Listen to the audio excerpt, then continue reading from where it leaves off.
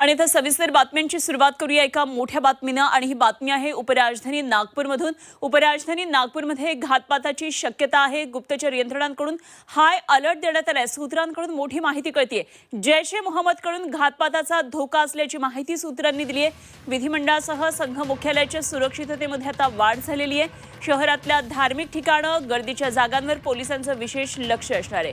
संवेदनशील परिसरामध्ये सीसीटीव्हीची नजर आहे। ड्रोन कॅमेऱ्याद्वारे नजर ठेवली जाणार आहे। उपराजधानी नागपूरमध्ये पोलिसांचा मोठा फौज फाटा आता तैनात केलेला आहे आणि मुख्य स्थळांची बॉम्ब शोधक नाशक पथकाकडून सखोल तपासणी केली जाते। शहरामध्ये एसआरपीएफच्या 5 तुकड्या तैनात आहेत। होमगार्डसह एकूण 10,000 पोलिसांची त्यांना करण्यात आलेलं आहे। तर नागपूरमध्ये आता हिवाळी अधिवेशन सुद्धा सुरू होते आजपासून आणि त्यामुळे मोठी वर्दळ आपल्याला पाहायला मिळणार आहे। तर नागपूरमध्ये हिवाळी अधिवेशनाच्या ठिकाणाहून याच संदर्भातला सुरक्षिततेसंदर्भातला आढावा घेतलाय आमचे प्रतिनिधी अमर काणे यांनी।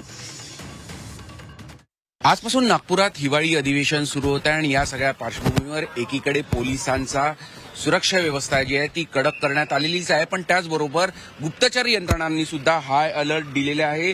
ऑपरेशन सिंदूर नंतर जैश ए मोहम्मदकडून घातपाताचा धोका वाढल्याने गुप्तचर यंत्रणांकडून हाय अलर्टचा इशारा देण्यात आल्याची माहिती सूत्रांकडून मिळालेली आहे। खरं तर नागपुरात अनेक महत्त्वपूर्ण ठिकाणं आहे। राष्ट्रीय स्वयंसेवक संघाचं मुख्यालय असो किंवा रेशीमबाग स्मृती मंदिर परिसर किंवा केंद्रीय मंत्री असो, अनेक व्हीव्हीआयपी मुवमेंट सातत्याने असतात, त्यामुळे नागपूर पोलीस सातत्यानेच अलर्टवर असतात। पण आजपासून सुरू होत असलेल्या हिवाळी अधिवेशनाच्या पार्श्वभूमीवर कडेकोट असा बंदोबस्त संपूर्ण परिसरात हिवाळी अधिवेशनाच्या परिसरात ठेवण्यात आलेला आहे। आपण आता सुरक्षा व्यवस्था बघू शकतो। विधिमंडळ समोरील ही संपूर्ण सुरक्षा व्यवस्था आहे। मोठ्या प्रमाणात पोलीस तैनात करण्यात आलेले आहे। याशिवाय शहरातील विविध भागामध्ये सुद्धा पोलिसांची तैनाती अगदी हजारोंच्या संख्येत आहे। विधिमंडळाच्या परिसरात तर अक्षरशः छावणीचं स्वरूप आहे।